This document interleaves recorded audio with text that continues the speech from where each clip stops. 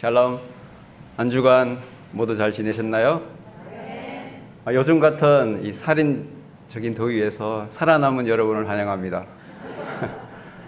평소에 교제를 자주 나누는 한 형제님이 계신데 이런 날씨에 어떻게 지내냐고 안부를 이렇게 여쭈면 항상 하시는 말씀이 조금 따뜻하구만 하면서 이렇게 너털 웃음을 하다 봅니다. 이럴 때마다 저는 이렇게 생각합니다. 이런 환경과 이런 상황에서 더워 미치겠다, 죽겠다, 너무 덥다, 푹푹 찐다 하면서 이제 열받는다, 이런 어떤 입술로서 상황의 불평과 원망을 하지 않는 그런 모습을 보면서 저는 과연 어떤 모습으로 평상시 생활을 하는지 이렇게 돌아봤습니다. 여러분은 한 주간 어떠했습니까? 마치 욥이 고난 중에도 입술로서 범죄하지 않았다는 그 말씀이 생각나지 않습니까? 항상 긍정적으로 믿음의 고백이 그런 필요한 지금입니다. 오늘도 이렇게 변함없이 그 언약을 지키시는 우리 주님, 그래서 그 이름을 만군의 여호와라고 그 언약을 이루시겠다고 주님은 약속하셨습니다. 그 주님을 찬양하기 바랍니다. 지금 이열치열이라는 말이 있듯이 지금 이 뜨거운 열기를 성령의 불꽃으로 삼아서 성령 충만한 마음으로 창조주를 찬양하는 시간 되기 바랍니다. 다 함께 일어서서 178장 은혜가 풍성하신 하나님은 불러 주님을 찬양하겠습니다.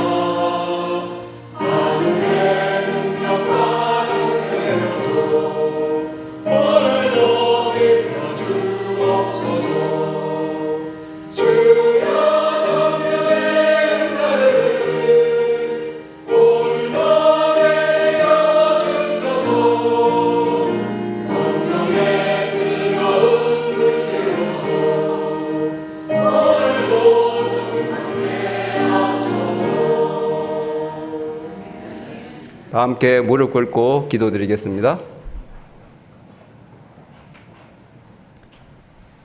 우리의 구세주 되시며 생명을 주시고 영원히 우리를 사랑하시겠다고 약속하신 하나님, 하나님께서 축복하신 이 안식일 아침, 하나님을 사랑하고 진리를 사랑하는 주의 백성들이 이 자리에 모여 하나님을 찬양합니다. 하나님 앞에 서면 아무것도 자랑할 것이 없는 부족한 저희들을 믿음 안에 굳게 서게 하시고 내가 어떠한 자인지 하나님 앞에서 알게 하시니 그 은혜에 감사를 드립니다. 저희가 모든 것을 배설물로 여기고 자신의 십자가를 지고 예수님을 따를 수 있는 것은 우리에게 생명을 주신 예수님의 사랑이 있기 때문입니다. 주님, 이 시간 주님의 뜻대로 살고 싶은 간절한 소원과 우리 자신을 신뢰하지 않고 오직 주의 음성을 듣는 겸손한 마음을 주시옵소서. 그리하여 주님의 성전에 맞는 모습으로 꼴지어져 주님의 귀한 일꾼으로 쓰임받게 되길 간절히 원합니다. 우리의 부족함을 채우시고 형편과 처지에 맞게 우리를 도우시는 사랑 많으신 예수님, 이제 목사님을 통해 선포되는 주의 말씀들이 우리에게 양식이 되고 흔들림 없이 주의 길을 가는 힘이 되게 하여 주옵소서. 우리를 사랑하시고 늘 지켜주시는 우리 주 예수 그리스도의 이름으로 기도드립니다. 아멘.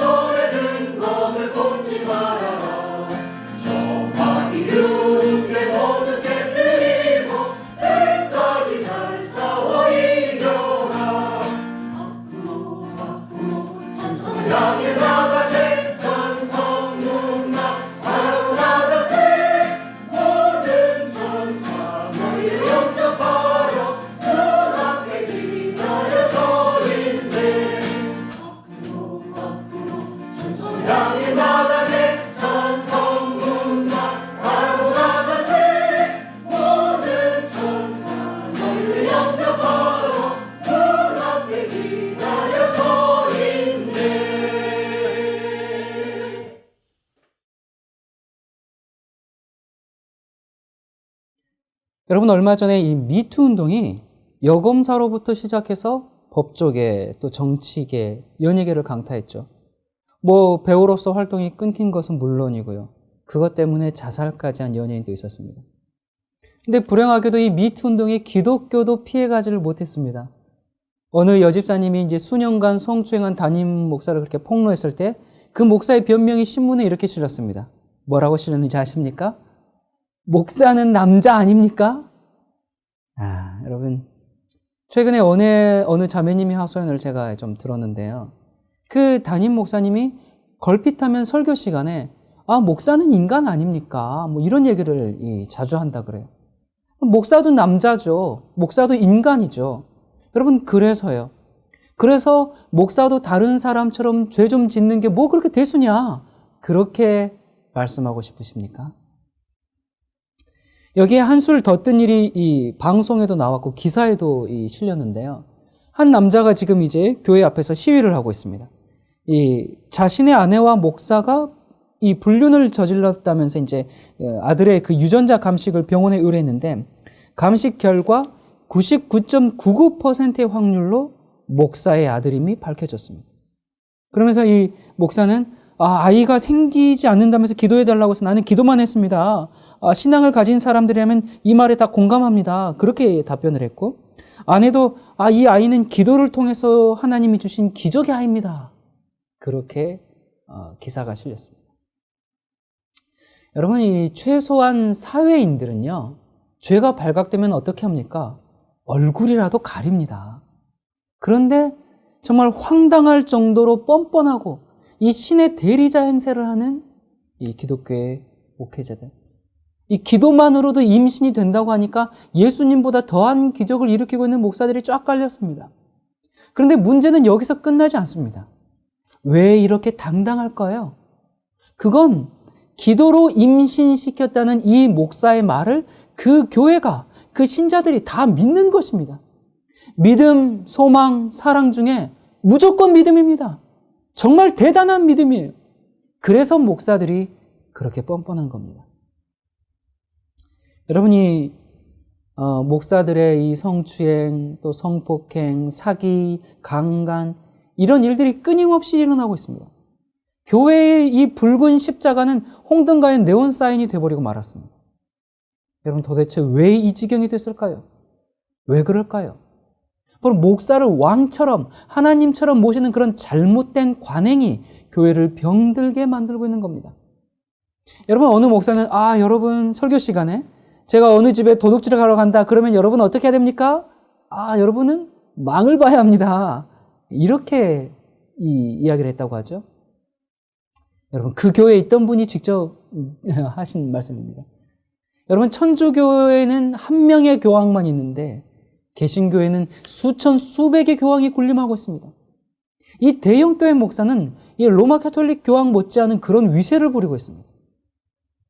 그런데 여러분 이런 문제는 병의 증상들이죠.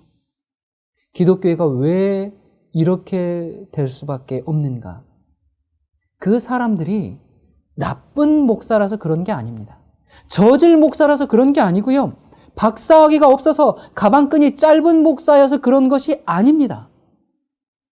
유학 갔다 온 목사들이 더합니다. 더 비리가 많고 더 돈을 밝히고 더 음란하고 더 대접을 받으려고 끝없는 탐욕이 멈추질 않습니다. 자, 여러분 지금 목사 얘기만 하고 있는 것이 아닙니다. 우리 장로님, 권사님, 집사님, 또 형제님, 자매님, 우리 기독교인 여러분은 예외이십니까? 가끔 제게 이 스팸 메일이 좀 들어오는 게 있는데 84만 명이 회원으로 있는 불륜 사이트에 가입하라는 메일이 이렇게 옵니다. 거기에 이 기독교인들이 얼마나 가입돼 있을까요? 혹시 여러분 중에 거기 가입하신 분 계십니까? 아예 어떤 사이트는 공개적으로 인생은 짧습니다. 바람을 피우세요. 그렇게 광고를 하면서 정말 이 기혼자 외도 전문 서비스 그런 황당한 블루오션을 개척한 이 미국의 한 불륜 사이트가 있죠. 거기에는 이 가입자가 3,700만 명. 거의 한국 인구수만큼 조금 모자라게 그렇게 가입했는데 한국에서도 수십만 명 그렇게 가입했습니다. 그런데 아이고야 어떻게 됐어요? 이 사이트가 해킹을 당했네요. 그래가지고 회원 정보가 유출이 됐네요. 그래서 정보가 유출된 회원 2명이 자살을 했네요. 그런데 그 회원 중에 목사나 교회 지도자들이 아주 수두룩하죠, 그냥. 그래서 거기에 가입한 목사들 400여 명이 사임을 하게 됐네요. 이혼 소송이 늘어났네요. 그런데 거기에 가입한 사람들의 47.8%가 개신교인입니다. 그러니까 가입한 사람 중에 반은 주일마다 성경책 끼고 교회 다니는 사람들 얘기다 그 말입니다. 여러분 뭐가 잘못됐을까요? 기독교인들이 내가 나쁜 짓을 저질러야지 하면서 죄를 짓는 게 아니라요. 나중에 잘못했다고 빌면 하나님께서 용서해 주실 거야 하면서 죄를 짓습니다. 목사는 남자 아닙니까? 목사는 인간 아닙니까? 신자들도 뭐 마찬가지예요. 나중에 빌면 용서해 주실 거야. 하나님은 자비로운 분이시거든. 하나님은 우리 행위로 구원하시는 분이 아니니까. 우리의 구원은 십자가로 다 완성이 됐으니까. 내가 좀 징계 좀 받아도 구원은 잃어버리지 않으니까. 인간은 어차피 죄를 지으면서 살 수밖에 없으니까. 은혜로 구원받는 것이지. 그러면서 하루 종일 싸우고, 욕하고, 짜증내고, 사기치고, 그렇게 하면서 어떻게 해요? 오늘 내가 자기 전에 회개하면 되니까. 오늘 못하면 내일 하면 되지. 내일 못하면 이번 주 교회 가서 하지. 에이, 하나님은 날 사랑하시고 이미 구원하셨는데 이런 것 가지고 뭘 하시겠어? 그리고 그냥 넘어가 버립니다. 여러분, 뭐가 문제인 것 같습니까? 뭐가 문제냐면 목사가 잘못된 게 아니고 신자들이 잘못된 게 아니라 사람들을 이렇게 만든 기독교 신학이 잘못된 것입니다. 그러니까 죄를 지어도 어차피 인간은 죄를 짓는 건데 당신은 죄 안 짓습니까? 너무 율법주의자처럼 그러지 마십시오. 오직 예수님이면 됩니다. 그거 외에다가 왜 그냥 다른 거 붙이면 그건 다른 복음이죠. 그건 믿음이 없는 거예요. 이런 식으로 죄된 생활을 합리화합니다. 그러면서 순종이나 계명을 얘기하면 행위론자로 치부합니다. 여러분, 그런데 문제는 여기서 끝이 아닙니다. 더 큰 문제가 있습니다. 무슨 문제인가? 여러분, 얼마 전에 어느 침대 회사 사태가 대한민국을 강타했죠. 1급 발암물질인 그 라돈이 매트리스에 이제 도포되었는데, 그렇다고 해서 이제 매트리스를 다 수거했지 않습니까? 근데 수거한 침대가 7만 개 가까이 된다 그래요. 그것뿐만 아니라 지금 피해 보상과 소송 이렇게 굉장히 지금 시끌시끌하죠. 하루아침에 망해버렸습니다. 근데 참 그 회사가 일부러 썼겠습니까? 일부러 이게 그렇게 한 건 아닐 텐데 참 안 됐어요. 근데 안 된 건 안 된 거지만 여러분, 소비자들 입장에서는 어떻게 합니까? 발암 물질이 뿌려진 침대라는데 그 위에서 잠이 옵니까? 그냥 발암 물질 침대인 걸 알면서 어차피 인간은 한 번은 죽으니까 이래 죽으나 저래 죽으나 그냥 이 편안하게 발 뻗고 있다가 그냥 죽자, 자자, 그렇게 합니까? 아니죠. 문제가 밝혀지면 어떻게 해요? 환불하죠. 또 피해가 크면 어떻게 합니까? 소송하죠. 그렇게 하지 않습니까? 또 회사의 입장에서는 어떻게 해요? 사과문 발표하고 어떻게 하겠다 대책을 마련하고. 여러분, 이게 정상이에요. 그런데 아무리 문제가 생겨도 꿈쩍도 하지 않는 곳이 한 군데가 있습니다. 어딘 줄 아십니까? 교회입니다. 문제가 생겼는데 그걸 고치질 않습니다. 돌이키지를 않습니다. 고치지 않는 게 아니라 고칠 필요가 없어요. 왜냐하면 안 고쳐도 어차피 구원받으니까. 우리는 어차피 죄인이니까 그런 행동 하나 고친다고 구원받고 안 고친다고 구원 못 받고 그런 거 아니잖아요.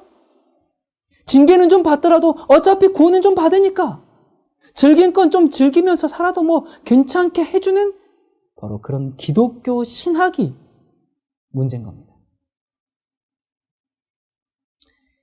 이 죄된 행동들이 인간으로서는 아주 당연한 거예요. 그렇기 때문에 교회 안에 사기꾼들이 제일 많고 교회 안에 불륜이 제일 많고 목사들의 비리가 가득하고 그렇게 하는 것을 당연하게 생각하고 오히려 그것을 정당화해주는 기독교 신학이 문제인 겁니다. 이 첫 번째는 죄를 지을 수밖에 없는 것이 너무나 당연한 이 신학이 문제일 뿐만 아니라 그 다음에 더 큰 문제는 하나님 잘못했습니다. 그냥 그러면 너무 쉽게 용서해주는, 정말 아무 염려 없게 만드는 그런 만병통치약 같은 이 죄사함의 신학이 문제입니다. 그리고 세 번째는 내가 비록 이런저런 잘못을 해도 결국 나는 구원을 받는다는 너무 강한 구원 확신을 심어주고 있는 기독교 신학 때문에 목사가, 교회가, 신자가 타락하는 것입니다. 너무 당연한 죄의 핑계, 죄를 짓는 것이 정당하다 보니까 죄에 대해서 무감각해집니다. 너무 쉬운 죄의 용서, 하나님의 사랑에 대한 그 오해 때문에 너무 쉬운 제사함을 누립니다. 하나님께서 뭐 죄인을 이렇게 벌하시겠느냐? 우리의 구원은 흔들리지 않는다. 그러다 보니까 그 누구도 무너뜨릴 수 없는 너무 강한 구원 확신이 문제인 겁니다. 그런데 이게 어느 한 교회, 한 교단만의 문제가 아닙니다.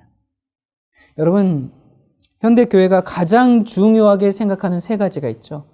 뭐 설교도 그렇고 뭐 시스템도 그렇고 제일 중요하게 생각하는 세 가지가 뭐냐면 첫 번째는 복을 비는 신앙입니다. 번영신학. 부자 되는 법. 예. 열심히 믿고 뭐 하면 다 복 받고 잘 되고 잘 살고 이런 번영신학. 두 번째, 전도하고 교회 성장하는 것. 그냥 여기에다가 그냥 아예 목숨을 걸었죠. 그리고 세 번째, 흔들리지 않는 구원확신. 여러분, 이 세 가지가 현대 기독교를 끌고 가고 있는 동력이 됩니다. 많은 교단이 있어요. 많은 교파가 있습니다. 뭐 장로교, 감리교, 순복음, 뭐 성결교, 침례교 다 이름은 달라요. 간판은 다 달라요. 그런데 들어가 보면 다 똑같은 복음을 가르칩니다. 사실 이름만 다르지 들어가 보면 다를 게 없습니다. 물론 그렇지 않은 교회도 있고 그렇지 않은 목사님들도 계신 거 알아요. 제가 이렇게 또 모두를 다 그렇게 매도하는 것은 아닙니다. 그러나 현대 기독교 안의 보편적인 가르침과 문제에 대해서 말씀드린 겁니다. 이 교단 교파들이 이름은 다른데 다른 게 없어요. 간판은 다른데 들어가 보면 다 똑같아요. 왜 그런가? 신학이 통일되어 있습니다. 무슨 신학으로 통일되어 있는가? 도대체 무슨 신학으로 이렇게 뭉쳐있길래 이 교회가 기복신앙과 교회 성장과 구원 확신과 이 세 가지가 정말 철옹성처럼 견고하게 되어버렸는가? 이 한국 교회가 가지고 있는 신학이 도대체 무슨 신학인가? 여러분이 기독교 신학에는 크게 두 가지 줄기가 있죠. 하나는 칼빈주의고 다른 하나는 알미니안주의입니다. 근데 어떤 것은 좋고 어떤 것은 나쁘다 제가 지금 그 얘기를 하려고 하는 것은 아닙니다. 왜냐하면 말씀드렸듯이 오늘날 기독교는 무늬만 다르지 다 똑같기 때문에. 그럼 뭘로 통일됐는가? 어느 한쪽으로 통일된 게 아닙니다. 한국교회는 한국뿐만 아니라 이 현대 기독교회는요, 칼빈주의도 아니고 알미니안도 아닌 제3의 신학을 가지고 있습니다. 이것은 이 칼빈주의와 알미니안을 적절히 버무려 가지고 그렇게 탄생시킨 신학입니다. 여러분 바벨탑 아시죠? 바벨탑의 뜻이 뭐예요? 그 혼잡하다는 뜻이죠. 그러니까 이것저것 섞어가지고 그냥 잡탕이 됐다는 얘기입니다. 현대 기독교 신학도 입에 맞는 것만 딱딱딱 선택해가지고 잡탕을 만들어서 바벨론 신학을 만들었습니다. 자, 그러면 어떻게 버무렸는가? 어떻게 이 비빔밥을 만들었는가? 이것을 알기 위해서는 이 두 신학, 칼빈주와 알미니안 이 두 신학의 주요 쟁점을 먼저 조금 알아야 됩니다. 여러분, 제가 사실 이 두 신학의 차이에 대해서는 전에 자세히 강의한 적이 있기 때문에 오늘 그 차이를 뭐 이렇게 자세하게 설명드리지는 않겠습니다. 꼭 그 말씀을 좀 나중에라도 살펴보시기 바랍니다. 오늘은 그 신학을 자세히 다루지는 않겠지만 그래도 대표적인 주장들을 좀 살펴보고 오늘날 교회가 어떻게 바벨론이 돼버렸는지 어떻게 신학이 그렇게 타락해버렸는지 좀 확인해 보도록 하십시다. 신학이 바벨론이기 때문에 당연히 목사가 타락하고 교회가 부패되는 이런 필연적인 결과를 낳게 되는 것입니다.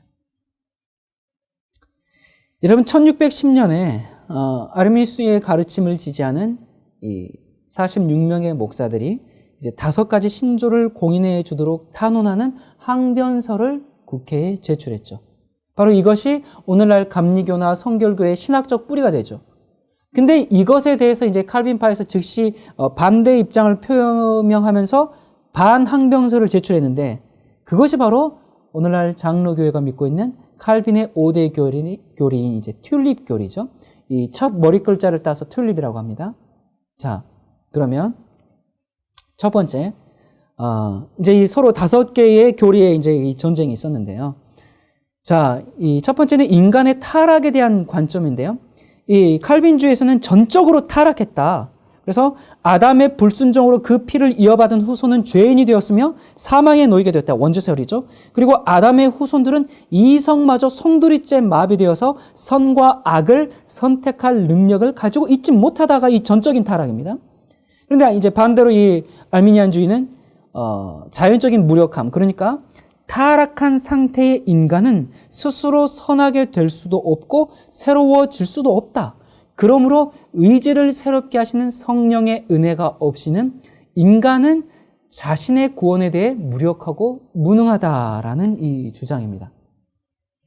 그러니까 이 칼빈주의는 인간은 전적으로 타락한, 그러니까 죽은 자와 같기 때문에, 시체와 같기 때문에 인간은 선과 악을 선택할 능력을 가지고 있지 못하고 죽었는데 뭘 선택하겠어요?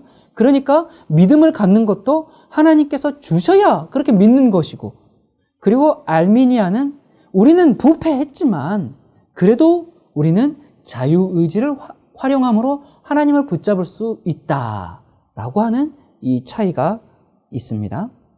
자, 그리고 이제 이 두 번째는 이 선택에 대한 관점인데요. 칼빈주의는 무조건적인 선택, 그러니까 사람의 어떠함이나 행위에 상관없이 창세전에 작정하신 바꿀 수 없는 예정에 따라 구원과 멸망이 각각 정해진다라는 것이고요. 알미니아는 이 조건적인 선택이죠.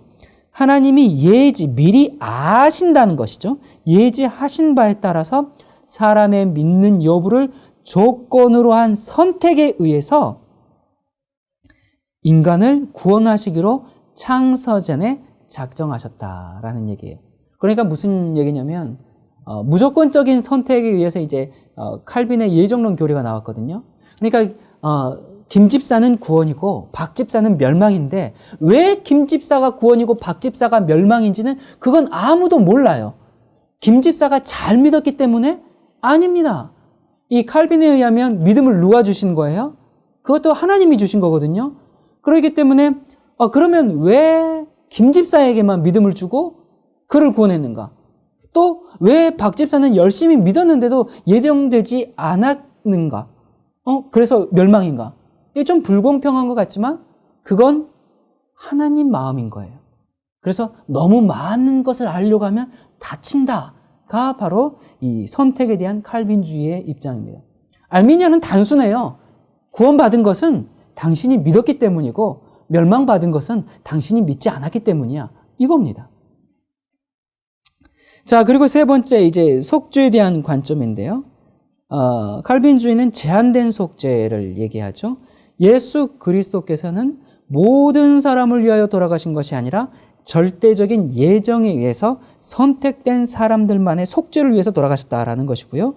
알미니아는 보편적 속죄, 그러니까 예수 그리스도의 속죄의 죽으심은 모든 사람을 위한 것이고 이것을 제한시키는 것은 각 사람의 믿는 여부이다라는 제한 속죄예요. 자, 그러니까 이게 무슨 얘기냐면요. 칼빈주의에 의하면 예수님이 십자가에서 돌아가시긴 했는데 누굴 위해서 돌아가신 거냐면 구원받을 자들만을 위해서 돌아가셨다라는 겁니다. 왜냐하면 어차피 처음부터 구원받을 자와 멸망받을 자를 다 뭐 해놓으셨어요? 예정해 놓으셨기 때문에 멸망받을 자를 다 예정해놨는데 그들을 위해서 피를 흘려봐야 아무 의미가 없기 때문에 그렇습니다. 자, 그리고요. 네 번째는 이 은혜에 대한 관점이거든요. 칼빈주의는 불가항력적인 은혜를 얘기합니다. 하나님께 선택된 자들이 회개하고 구원을 받지 않을 수 없도록 저항할 수 없는 은혜로 역사하신다. 그리고 저주가 예정된 자들에게는 이 은혜가 주어지지 않는다. 이고요. 알미니아는 저항이 가능한 은혜다. 하나님의 은혜가 선행됨이 없이는 인간의 구원은 시작할 수도 없고 보존될 수도 없지만 그러나 이 하나님의 은혜는 인간에 의해서 거부될 수 있다. 그러니까 칼빈주의에 의하면 인간이 할 수 있는 것은 아무것도 없고 모든 것을 전적으로 하나님께서 다 해주시기 때문에 안 믿고 싶어도 안 믿을 수가 없고 그냥 평안과 안식만 누리면 되는 겁니다. 근데 알미니아는 하나님께서 아무리 은혜를 베풀어 주셔도 인간이 나 하나님 안 믿겠습니다. 그러면 하나님도 어쩔 수 없다. 그런 거예요. 자, 그리고 이제 이 다섯 번째가 이 견인에 대한 관점인데요. 칼빈주의는 성도의 견인을 불가항력적인 은혜로 믿음을 가지게 된 이 사람은 결코 상실되지 않고 구원이 끝까지 보존된다. 그러니까 한번 구원받으면 영원히 구원받는다. 이 얘기고요. 알미니안의 조건적인 견인은 하나님의 은혜는 사람을 죄와 유혹에서 능히 지키시고 보존해 주지만 인간의 나태함에도 불구하고 이 은혜가 상실되지 않는다라는 것은 성경에 의해서 증명되지 않는다라는 얘기입니다. 그러니까 한번 구원받으면 영원히 구원받는다라는 것을 좀 고상한 말로 표현하면 그게 성도의 견인이에요. 그러니까 하나님께서 믿음을 주셔서 믿게 했잖아요. 그렇게 했기 때문에 하나님께서 마음이 바뀌지 않는 한 그 사람은 결국에 구원받을 수밖에 없는 겁니다. 얼마나 좋은 이 구원의 확신입니까? 하나님의 마음 바뀌지 않으면 이 구원은 취소가 되지 않는다는데. 그런데 알미니안의 이 조건적인 견인은 말 그대로 조건적입니다. 내가 열심히 믿었어도 내가 죄를 지으면 구원을 잃습니다. 잃어버립니다. 징계를 좀 받는 게 아니라 구원을 잃어버리게 되는 것이죠. 여러분, 제가 지금 말씀드린 이것이 이제 기본적으로 칼빈주의 알미니안의 두 신학적 기둥인데요. 사실 이것이 이단을 제외하고 이제 이렇게 일반적으로 기독교가 보편적으로 믿는 이 신학입니다. 그런데 현대 기독교회가 가장 중요하게 생각하는 게 뭔가? 이 교단 교파를 떠나서 정말 무조건적인 구원의 확신이거든요. 그러다 보니까 이 두 신학에서 마음에 드는 것들을 딱딱딱 골랐는데 어떻게 골랐는가? 제가 보니까 칼빈주의에서 3개, 알미니안에서 3개, 이렇게 3개를 합쳐가지고 누구도 흔들 수 없고 정말 구원의 확신이 철철 넘치는 슈퍼 교류로 만들었습니다. 이것을 어떻게 혼합했는가? 자, 먼저 이 타락에 대한 관점에서는요, 알미니안주의의 자연적인 무력함을 선택했습니다. 자, 왜 이걸 선택했을까요? 자, 일단 우리가 믿어야 하는 거야. 이걸 선택했어요. 알미니안주의의 이 전적 타락이 아니라 자연적 무력함을 선택했는데, 왜냐면 이것 때문에 열심히 전도해야 되거든요. 만약에 인간은 아무것도 할 수 없다 그러면 전도에 대한 동력을 잃어버리게 됩니다. 그러면 교회가 성장이 안 돼요. 교회가 손해볼 일을 왜 하겠습니까? 그래서 청동원 전도주일, 전도만이 살 길이다, 너도 나도 전도하자 그러면서 그것을 위해서 인간의 믿음을 선택할 수 있는 그것을 이제 선택했습니다. 그 다음에 그 사람들이 교회에 들어왔어요. 그 다음에 이 교회를 선택했는가? 교회에 들어온 사람들에게는 칼빈의 이 무조건적인 선택을 심어주게 됩니다. 그러니까 당신이 교회에 나오게 된 것은 하나님께서 당신을 선택하셨기 때문입니다. 당신은 무조건 선택받았습니다. 그래서 하나님께서 변심하지 않는 한 당신은 안전합니다. 하나님이 어떤 분이신지 알죠? 이젠 걱정하지 마세요. 이런 식으로 구원의 확신을 주게 됩니다. 그리고 속죄에서는요, 알미니안의 보편 속죄를 가르칩니다. 왜 그럴까요? 아니, 악인일지라도 믿기만 하면 구원이거든요. 그건 전도해야 되거든요. 또 그게 교회를 끌고 가는 성장 동력이 되거든요. 그러고 보니까 아무튼. 자, 그래서 이 알미니안의 보편 속죄를 선택했습니다. 자, 그리고 은혜에 대해서는요, 불가항력적인 은혜와 저항할 수 있는 은혜, 이 두 개를 다 수용합니다. 왜냐하면 일단 교회에 들어온 사람들에게 우리가 믿게 된 것은 하나님의 저항할 수 없는 은혜 때문입니다. 자, 저를 따라서 영접기도 하십시오, 따라하십시오 하면서 그렇게 한 다음에 이제 당신은 구원받았습니다. 그렇게 하죠. 그런데 또 예수 천국 불신지옥 전도에도 믿지 않는 사람 있어요, 없어요? 믿지 않는 사람들도 있잖아요. 그러니까 저 사람들은 은혜를 거절해서 심판을 당한다는 그 저항이 가능한 은혜도 또 수용하는 겁니다. 그러니까 자기에게 적용한 것과 남에게 적용하기 위해서 결국 전도의 이 동력을 위해서 이 둘 다를 수용하죠. 그리고 견인에 대해서는 한 번 구원은 영원한 구원입니다. 절대로 구원을 잃어버릴 수가 없고요. 이 사실 구원을 잃어버릴 수 있다 이런 말도 입 밖으로 꺼내면 안 돼요. 그런 말을 하면 당신은 복음을 잘못 전하고 있습니다. 그러면서 화를 냅니다. 구원을 잃어버릴 수 있다는 사실을 꿈에서라도 상상하지 않습니다. 정말 대단한 믿음인 것 같은데 허황된 믿음입니다. 자, 이렇게 해서 여러분 결코 흔들리지 않는 구원의 확신을 교회에 오는 신자들에게 선물로 나눠주고 있습니다. 이러다 보니까 한 번 아들이 된 사람은 결코 호적에서 파내지 않는다면서 이러한 구원의 확신이 철철 넘치는 이 기독교에 당연히 윤리의식이 실종된 것은 당연한 일입니다. 간음을 해도 구원 확신이 흔들리질 않아요. 아니 어쩌면 구원의 확신 때문에 간음을 합니다. 여러분, 무서운 교리입니다. 무서운 신학입니다.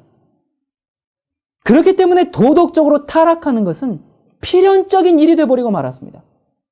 교회에서는 어떻게 얘기합니까? 아, 여러분, 교회는 죄인들이 모이는 곳입니다. 그렇게 하면서 교회가 죄악의 온상이 되어버렸습니다. 그건 성경에서 예언한 결과입니다. 성경은 바로 이러한 현대 기독교회를 뭐라고 얘기합니까? 바벨론이 되었다. 그렇게 신랄하게 정죄하고 있습니다. 여러분, 오늘 우리의 현실은 어떻습니까?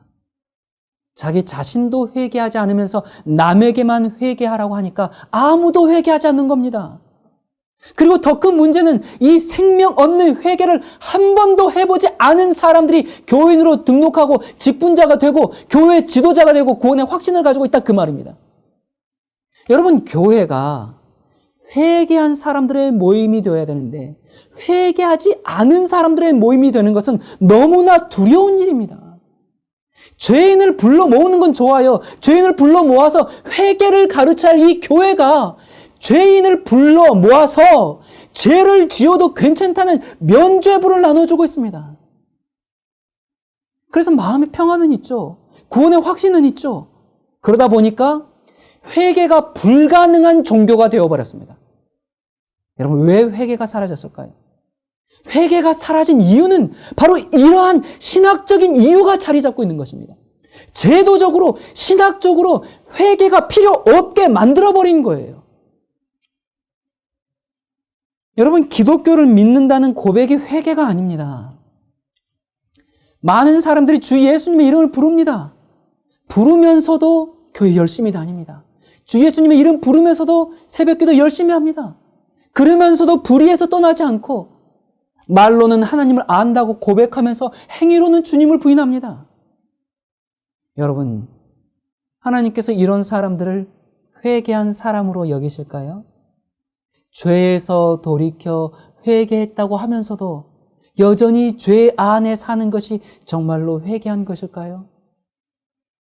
여러분, 이 교회에 들어오면서 학습 문답을 하고 세를 받고 입교를 하고 그렇게 했다고 해서 회개가 아닙니다. 여러분, 아나니아와 삽비라 아시죠? 또 마술사 시몬 아시죠? 이 사람들도 다른 사람들처럼 다 교회에 입교했습니다. 교회에 들어온 사람들입니다. 그런데 어떤 교회는 또 아나니아와 삽비라도 다 구원 받는다고 이야기하더라고요. 여러분, 참 어쩌면 좋은지 모르겠어요. 여러분, 속지 마시기 바랍니다. 단지 죄책감을 느끼는 것이 회개는 아닙니다. 여러분, 사실 많은 사람들이 자기의 죄 때문에 양심의 가책을 느껴요. 그러면서 그 가책을 느끼니까 대다수의 사람들은 어떻게 생각하냐면, 이 양심의 가책을 느끼고 또, 이거 죄구나. 그렇게 생각하는 것을 회개라고 생각하면서 자기 자신을 위로합니다. 여러분, 양심의 가책이 있는 거, 찔림이 있는 거, 그거 회개 아닙니다. 그게 회개라면 아벨을 죽인 가인도 회개한 사람이 그렇게 쳐줘야 됩니다. 많은 사람들이 어떻게 합니까? 그 양심의 가책이 있고 그래서 양심의 채찍이 춤출 때는 어떻게 해요? 기도하고 설교를 열심히 듣고 말씀을 듣고 죄를 그렇게 멀리 하려고 하지만 그 양심의 사자가 잠들면 어떻게 해요? 금세 또 죄에 빠져버려요. 여러분, 이것은 회개가 아닙니다. 사람들이 매주 뜨겁게 찬양을 부르고 나면 일주일간에 쌓였던 모든 죄가 싹 씻어져 나가는 그런 경험을 하게 됩니다. 찬양을 하면서 눈물이라도 흐르면 진정한 회개에 이르렀다고 그렇게 생각합니다. 여러분, 죄송하지만 오늘날 교회에서 행해지는 이러한 신앙 부흥은 하나님께로서부터 온 것이 아닙니다. 열광적인 흥분이 고조되고 방언과 치유가 광범위하게 행해지고 그래서 많은 사람이 교회에 나오게 된 것은 사실이에요. 하지만 그것은 성냥불처럼 잠시 켜졌다가 꺼져버리고, 그렇게 꺼져버리면 그 이후의 어둠은 오히려 전보다 더욱 심해지게 됩니다. 여러분, 인기 있는 신앙 부흥은 너무도 흔히 사람들의 감정을 자극합니다. 흥분과 어떤 호기심을 만족시키는 그런 방법으로 이루어집니다. 이런 것을 통해서 회개했다고 생각하고 그렇게 교회에 온 사람들은 성경 말씀에 대해서는 귀를 기울이려고 하지 않습니다. 성경에 대해서는 별 흥미가 없어요. 그냥 일주일마다 한 번씩 있는 그 집회에서 어떤 뜨거움, 어떤 감정을 자극하는 어떤 특성이 없으면 그 사람은 매력을 느끼지 않습니다. 가슴을 뜨겁게 해줄 어떤 그런 집회를 찾아다닙니다. 그런 곳을 가야 은혜 받았다, 그렇게 얘기해요. 냉철한 이성에 호소하는 말씀들은 그들에게 아무런 반응을 일으키지 못합니다. 여러분, 나는 회개했습니다. 나는 거듭났습니다. 그렇게 말하는 많은 사람들이 여전히 자기 자신과 교만과 세상을 사랑하는 마음을 저버리지 않고 있습니다. 그들은 회개하기 전과 회개했다고 말하는 그 이유나 똑같이 옛 모습 그대로 살고 있습니다. 그래서 교회가 세상 사람들로부터 놀림감이 되어버렸습니다. 여러분, 부끄러운 줄 알아야 합니다. 교회에서 행해지는 각종 프로그램이 하나님이 계셔야 할 그 자리를 대신해 버렸습니다. 아람과 이스라엘의 전쟁이 있었습니다. 여러분, 만약 미가야가 아합 왕에게 항상 좋은 말만 했다면 아합이 그를 미워하지 않았을 겁니다. 여기 열왕기상 22장 볼까요? 그러나 여호사밧이 조심스럽게 물었다. 우리가 한 번 더 주님의 뜻을 여쭈어 볼 만한 다른 예언자는 없습니까? 아합이 대답하였다. 딱 한 사람이 더 있기는 합니다. 이물라의 아들 미가야인데 그는 언제나 내게 불길한 일만 예고해 주기 때문에 나는 그를 좋아하지 않습니다. 그의 말을 들으면 도저히 참을 수가 없습니다. 여러분, 그러나 명심하십시다. 여러 가지 고운 말로 혹하게 하고 필경 화살이 간을 꿰뚫는 것 같은 그런 음녀의 말보다는 당장 마음에 상처를 주는 친구의 말이 훨씬 낫습니다. 잠언 7장에 음녀가 이렇게 얘기합니다. 자, 어때요? 우리 밤이 새도록 한번 놀아보지 않으실래요? 우리 사랑에 흠뻑 젖어보지 않으실래요? 이렇게 달콤한 말로 속삭이고 나긋나긋한 목소리로 꿰니 그 누가 끌려가지 않을 수 있겠느냐? 그러자 그 젊은이가 따라가더구나. 아무 소리도 하지 않고 말이지. 차라리 끌려간다고 하는 편이 더 나을 거야. 그렇게 따라 들어가는 모습이 꼭 도살장에 끌려가는 황소 같더구나. 사냥꾼이 쳐놓은 덫에 걸려들어 마구 발버둥 치는 사슴처럼 애처롭게 보이더구나. 자기 목숨이 어찌 될지 알지 못하고 끌려가는 꼴 아니겠느냐. 마침내 화살이 가슴 속 간까지 꿰뚫을 게 아니겠느냐. 참새가 사냥꾼이 쳐놓은 그물에 제 발로 날아드는 것과 무엇이 다르겠느냐. 여러분, 오늘날 교회 목사들의 모습이 꼭 이렇습니다. 교회 신자들의 모습이 이렇습니다. 믿는다고 말하는 사람들의 모습이 딱 이렇습니다. 너무나 나약합니다. 제 발로 사냥꾼이 쳐놓은 그물에 제 발로 들어가고 있습니다. 사탄이 눈을 멀게 하고 정신을 타락시키고 죄의 길로 이끌고 가는데 문제는 기독교 신학이 이렇게 해도 결국은 다 용서받고 다 구원받는다고 그렇게 돼 있으니 현대 기독교 신학은 이미 오래전에 끝장이 난 것입니다. 여러분, 제 얘기가 심합니까? 여러분, 만일 우는 아기를 달래려고 한다면 아기에게 기분 좋은 노래를 들려주거나 살살 달려주거나 과자 부스러기를 주면 그러면서 재우면 될 겁니다. 하지만 아기가 불 속에 떨어졌다면 여러분 다른 방법을 써야 되지 않겠습니까? 아기를 구하기 위해서 노래를 들려주시겠습니까? 과자를 던져주겠습니까? 여러분 이런 어리석인 짓은 하지 말아야 하지 않겠습니까? 여러분 생각해 보세요. 여러분이 어떤 사람과 이렇게 인사를 하는데 안녕하세요 하고 이제 이렇게 인사를 하는데 그 사람이 악수를 하는 척하면서 뱀을 던져준다면 여러분 어떻게 하겠습니까? 아유 뭘 이런 걸 다 감사합니다 그렇게 받겠습니까? 아니면 깜짝 놀라서 소리치면서 도망가겠습니까? 여러분 죄는 그렇게 혐오스러운 것입니다. 소리치며 도망가야 하는 것입니다. 죄는 가증한 것입니다. 죄를 무섭게 여겨야 합니다. 그 자리에서 도망쳐야 됩니다. 그런데 유혹이 오는 대로 감사합니다. 그러면서 그냥 넙죽넙죽 받아먹고 있습니다. 여러분, 지금 돌이켜야 합니다. 자신을 속이고 있는 그 거짓된 소망을 붙들고 있지 말아야 합니다. 여러분, 뭘 의지하고 있습니까? 건물도 번쩍거리고 교인도 많은 그런 교회에 다니고 있음을 의지하십니까? 다른 사람들 쳐다보니까 나보다 좀 못한 것 같아요. 거기서 안도의 숨을 내쉬고 있습니까? 열심히 교회 봉사도 하고 또 1년에 한 번씩 해외 선교도 그렇게 자기 시간 들고 자기 돈 들고 그렇게 다녀오니까 이만하면 좀 된 것 같습니까? 또 성직자의 가운을 입고 있는 것을 의지하십니까? 목사, 감독, 장로, 권사 이런 타이틀을 의지합니까? 여러분 많은 사람들이 그래도 아직 양심은 있어서 죄를 짓고 나면 괴롭거든요. 그러니까 어떻게 합니까? 헌금합니다. 교회 봉사 열심히 합니다. 그러면서 불륜을 끊어내지 못합니다. 죄를 끊어내지 못합니다. 헌금 좀 많이 하고 존경 좀 받으면 천국도 가는 줄로 그렇게 착각합니다. 여러분 제가 이런 얘기를 하니까 사람들이 행위구원론자다, 율법주의자다 그렇게 얘기하는데 여러분 주님의 말씀에 근거해서 단언하건대 이런 것들은 하나님의 심판의 자리에서 결코 통하지 않습니다. 이런 것이 우리를 구원에 이르게 하지 못합니다. 여러분 제발 정신 차려야 합니다. 철저히 신속하게 돌이키겠다고 결심하시기 바랍니다. 우리의 마음을 깊이 살피도록 하십시다. 우리는 지금과는 완전히 다른 사람이 되어야 됩니다. 그렇지 않으면 영원히 잃어버린 사람이 될 겁니다. 여러분, 이 회개라는 것은 죽은 자의 상태에서 다시 사는 것입니다. 그건 새로운 창조입니다. 그것은 전능하신 분의 능력으로 이루어지는 겁니다. 개혁이 따르지 않으면 참된 회개가 아닙니다. 죄의 자리를 털고 일어나지 않으면 회개가 아닙니다. 여러분, 죄인이라고 느끼셨습니까? 그렇다면 오늘 주님 앞에 나오시기 바랍니다.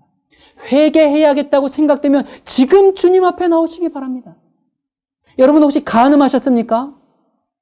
여러분 현장에서 간음하다가 잡힌 여인도 주님은 용서하셨습니다. 우리의 과거의 삶이 어떠하든지 간에 주님 앞에 나오십시오. 주님이 용서하십니다. 그리고 주님이 분부하십니다. 나도 너를 정죄하지 아니하노니 가서 다시는 죄를 범치 말라. 여러분 우리가 어떻게 하면 회개할 수 있습니까? 어떻게 회개할 수 있습니까? 우리를 회개시키는 실제적인 도구가 있습니다. 그 도구는 말씀입니다. 우리는 진리의 말씀으로 태어났습니다. 말씀이 우리의 눈을 밝게 하고 우리의 영혼을 소성케 하고 구원에 이르는 지혜를 줍니다. 말씀은 우리를 거듭나게 하는 썩지 아니할 씨입니다.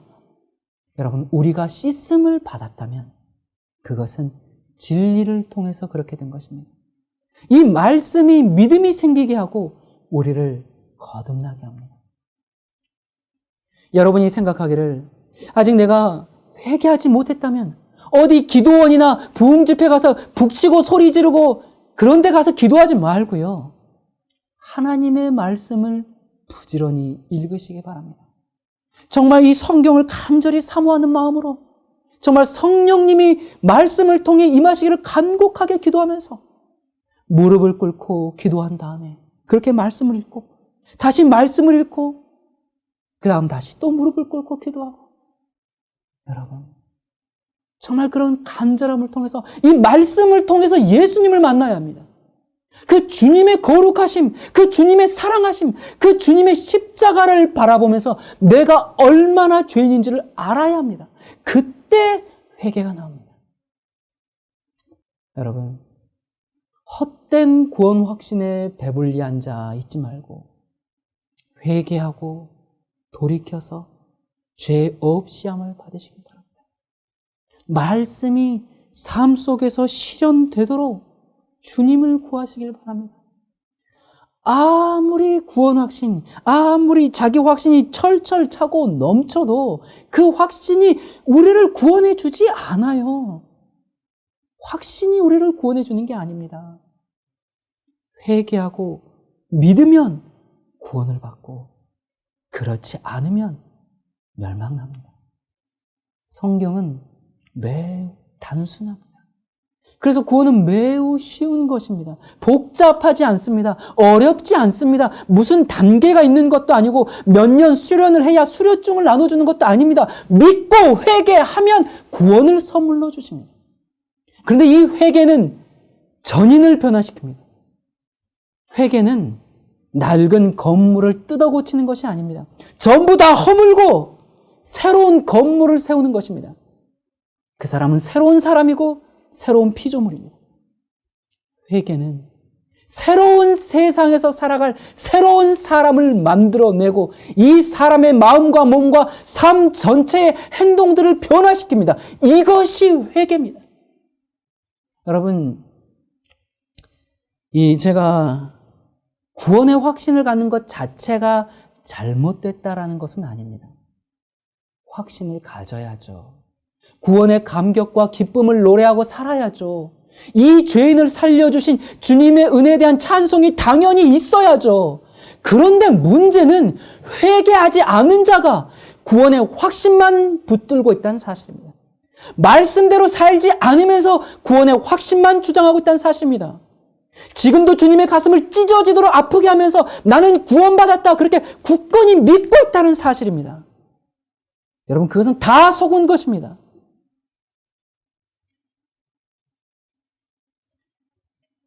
다윗이 죄를 지었죠. 간음했고 청부살인했습니다.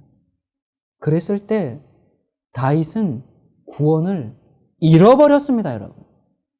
구원을 확신을 잃어버린 것이 아니라 구원을 잃어버렸습니다. 오늘날 많은 신자들이 다윗 같은 죄를 짓고 있습니다. 그러면서 다윗도 구원받았으니까 나도 구원받을 겁니다. 그런 기만 속에 빠져 있습니다. 여러분 아닙니다.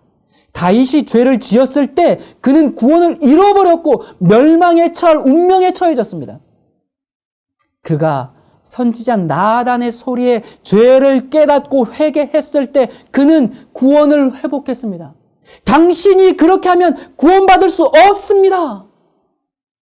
여러분의 귀에도 지금 나단의 소리가 들리십니까? 여러분이 말씀을 읽을 때 나단의 소리가 들리십니까? 기도할 때 나단의 소리가 들리십니까? 그때 다윗처럼 회개해야 합니다. 그 음성을 무시하면 자기만 멸망할 뿐만 아니라 주변의 가족, 이웃, 교회 성도 모두를 멸망시킬 수 있습니다. 여러분 오늘날 말씀을 맡았다고 하는 목사들, 교회 직분자들, 사역자들 여러분 똑바로 들으시기를 바랍니다. 우리가 잘못하면 나만 멸망하면 좋은데 다른 사람까지 멸망으로 끌고 갈 수가 있습니다. 여러분 이 죄가 끼치는 영향은 참으로 광범위하고 그 힘이 너무나 큽니다. 지금 돌이켜야 합니다. 하나님의 심판의 날이 가까이 이르렀습니다. 하나님은 파렴치한 다윗도 용서하신 분입니다. 여러분 그렇다면 우리도 용서받을 수 있습니다. 여러분의 마음속에 아직도 죄에 대한 욕망이 있으십니까? 혹시 죄 가운데 살고 있으십니까? 그런 사람은 결단코 구원의 기쁨을 누릴 수 없습니다. 말로는 얘기하죠. 나는 구원받았습니다. 나는 안전하다. 하나님은 날 사랑하신다. 그렇게 말로는 하는데 내면의 양심은 심판에 대한 두려움이 있습니다.